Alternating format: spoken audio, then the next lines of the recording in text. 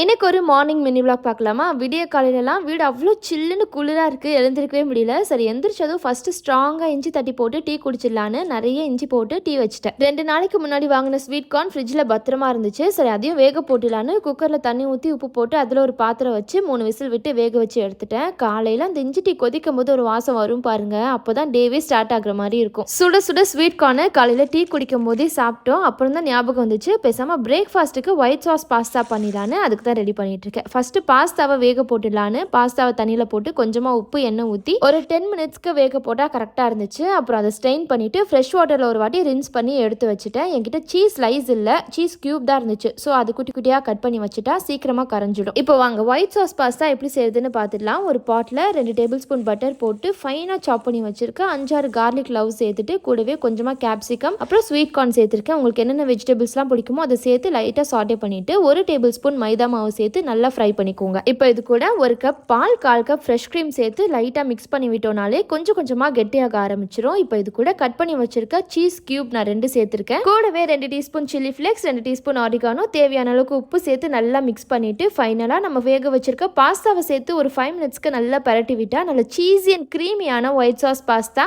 தயார். நான் இன்னைக்கு வீட் பாஸ்தா யூஸ் பண்ணியிருக்கேன். ட்ரை பண்ணி பாருங்க. வீடியோ பிடிச்சிருந்தா ஷீ இஸ் டனிங்க லைக் அண்ட் சப்ஸ்கிரைப் பண்ணிக்கோங்க. பாய்.